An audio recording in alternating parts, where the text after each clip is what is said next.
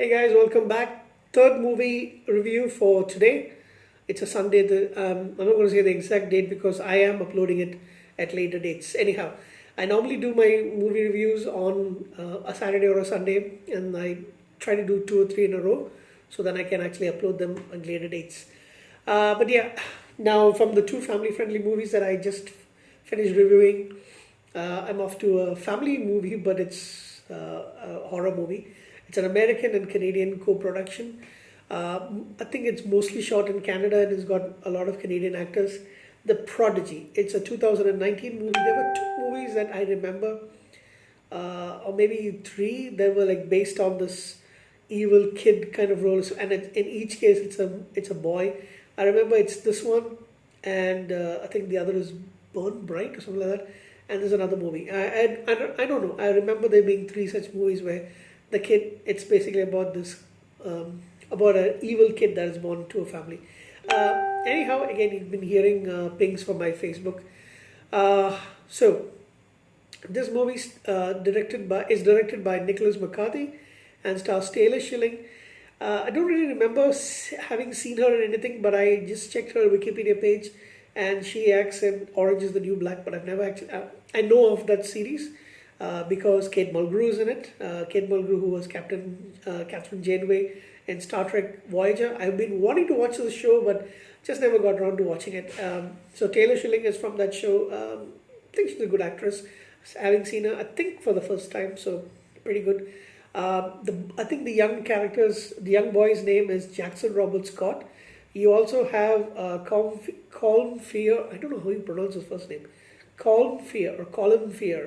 He's a wonderful Shakespearean actor, and he's acted in many movies that you would have seen him in several movies. When you look at him, he's a character actor, but I've also seen him in a couple of movies where he's the lead actor. Like for example, good Bad Cop, Bon Cop, which is a Canadian movie, and the sequel to that particular movie. So Colin Fear, Brittany Allen, Peter Mooney, who I've seen in several Canadian TV series, like for example Rookie Blue, and he's also had guest appearance in other shows that I've seen.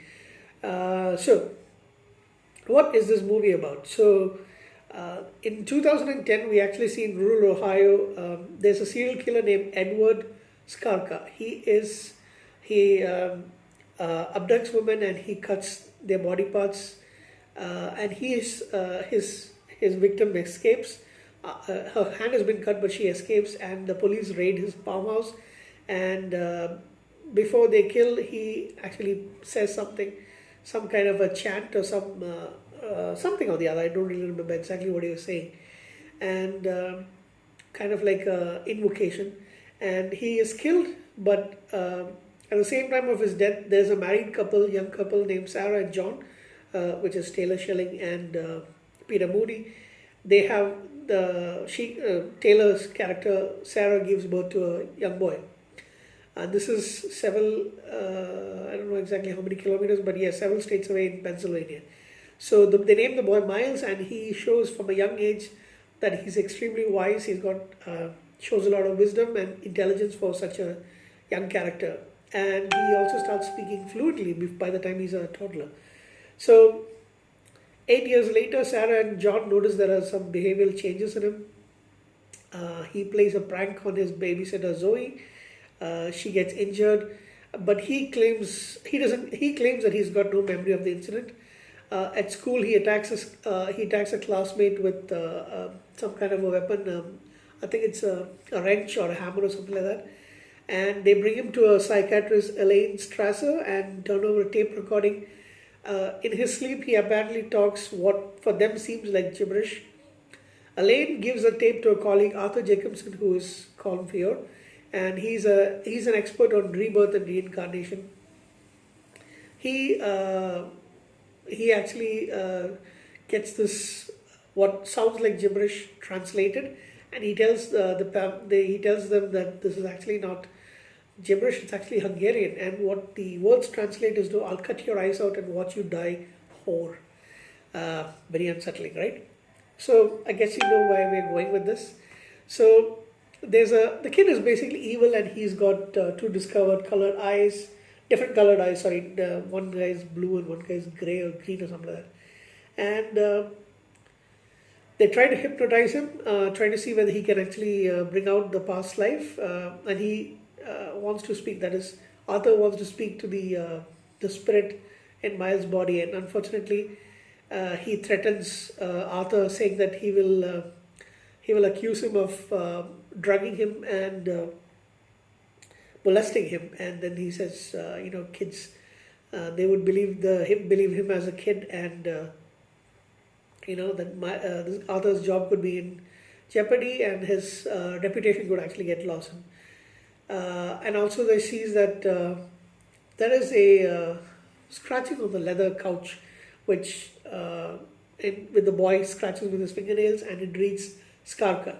So Sarah is convinced that there's something wrong with her boy, and she does her research and finds out about Edward Skarka and his crimes, as well as a book by one of the survivor, Margaret St. James. So the father isn't very convinced, but somehow or the other he gets, I don't remember that what happened. Oh yeah. They decide to have him committed to a institute or something like that. But the boy stabs his father, John, en route to the facility, and he has an accident.